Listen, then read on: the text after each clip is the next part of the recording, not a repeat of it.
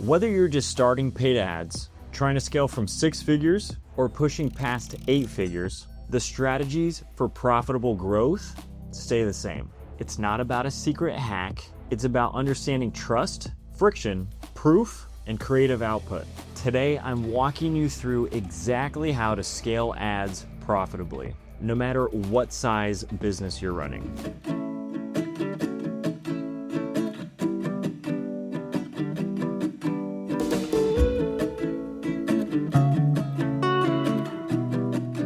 First things first, diagnose the real bottleneck first. Whenever ads stop working or you can't scale, if it's too expensive, you have a trust problem or a creative problem. You're getting low quality leads, you have a friction or a filtering problem. No volume, you have a traffic problem, or you're running ads with too much friction too early. So diagnose what's going on based on those things before you start tweaking anything. Secondly, let's talk about local versus national ads because they're different games. Local businesses like dentists, acupuncture, gyms, trust is usually high by default.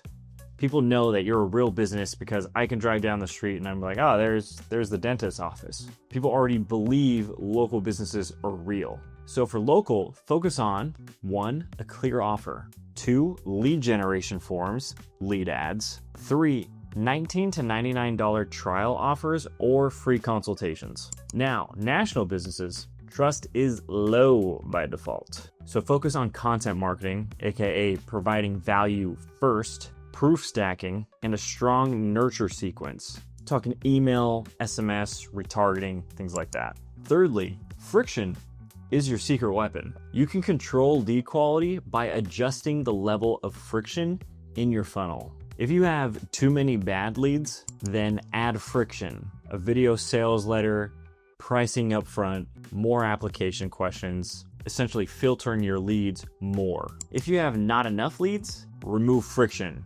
simplify the funnel, simplify the landing page, and no hard asks early. If you have good volume but bad quality, improve the quality of the friction. So more good friction would look like VSLs, FAQs, case studies. Not all friction is good friction. As an example, slow websites are a bad form of friction. On the other hand, long VSLs that filter buyers, good form of friction. Fourthly, proof beats promises. In most cases, your promise isn't unique. People are like, I'm gonna do a good job. I promise I do a good job. I promise you I will do a wonderful job. Your promise isn't unique. Everyone says they can get you results. Everybody says they're gonna do a good job. Your proof is what separates you. So there's a spectrum of the strength of proof. Weak proof would be anonymous written testimonials. Strong proof would be videos with real people and real case studies. Weak proof would be 5-star review screenshots. Strong proof would be customers on camera showing their results. Weak proof would be results for someone different than whoever you're selling to. Strong proof would be results from someone exactly like you. This is a prime time example. I've had sales calls where I have walked through a bunch of case studies. I'm talking tens and tens. Like I will just scroll through case studies. This is all the proof. This is all the good things that we've done. Yada, yada, yada, yada. And the prospect on the other side will say, well, have you done anything in the exact person that I am, like on the street that I live on and with the exact salary that I have and occupation and eye color? And it's like, wow, yeah. I mean, if I had someone with the exact eye color and salary and personal problems that they're going through, they would for sure feel much more inclined to purchase, which is just the nature of the beast. You could show someone case studies all day long, but if they don't feel like those case studies are relevant to them and their position and their problems, they're still gonna ask for more. They want more trust, more proof. In understanding that there is weaker and stronger examples of proof is important to know because you can put the right type of proof in front of the right prospects. So always lead with proof, not promises. All right, here's number 5, scaling paid ads the right way. There's something called the 70-20-10 model. With scaling your spend, 70% is going to go toward your current best winning ads, and you're just gonna reskin those suckers and wring out all the juice from them. The next 20% is going to be spent on creating adjacent versions of those ads. So slightly different hooks, slight different creative changes based on those winning ads. And then 10% is gonna be on, we're going buck wild. We're gonna think of something that might work that we haven't seen work yet. This is like the experimental. You got 10% to just run wild, totally new offers, new angles, new experiments. So you don't start by reinventing the wheel because you already have proof and data of what's working with the 70%. So as an example, you'll take your best winning ad and you'll snag the first 3 seconds that are just hooking people in, and then you'll create 50 variations based on that winning hook. If that's what the winning ad is doing, you'll just keep squeezing that lemon before you look for new fruit until the day that ad no longer performs.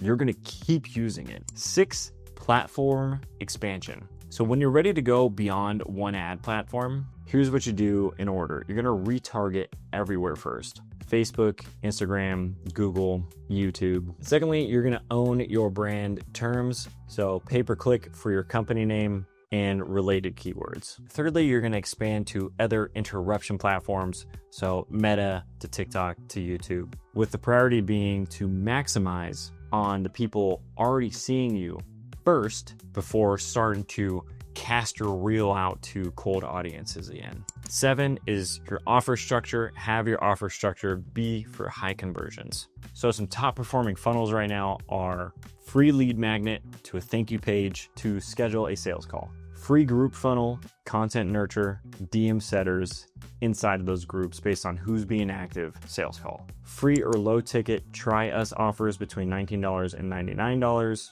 then into upselling to a higher plan. Once again, add friction if you're getting too many bad leads, remove friction if nobody's signing up. And here are some trust accelerators for industries that have a lot of compliance. So financial, health, things like that. If you are in a high compliance industry, you can hire a compliance audit firm to get your landing pages, videos, and ads all pre-approved. You can build longer form assets that educate and pre-frame compliance safe messaging. And most of all, you gotta be patient. It is slower, but building the moat and not cutting corners is gonna save you. I cannot tell you how many folks I know who immediately get their ad accounts restricted or suspended or banned forever because they cut corners. All in all, scaling paid ads isn't about finding a magic platform or some sort of trick or hack. It's about mastering trust building, proof stacking, proper creative volume, and mind you, the best marketers are testing 11 times more. Smart resource allocation, talking 70-20-10 model. Proper friction management. If you understand these fundamentals, you'll outscale anyone who is just throwing money at ads and hoping it all works out. If you want me to look at your ads and do a full audit and see where you're leaking profit, you can schedule a call from the link in the show notes, or you can DM me Scale on Instagram and we'll set up a time chat. Don't forget to subscribe, and I will see you in the next one.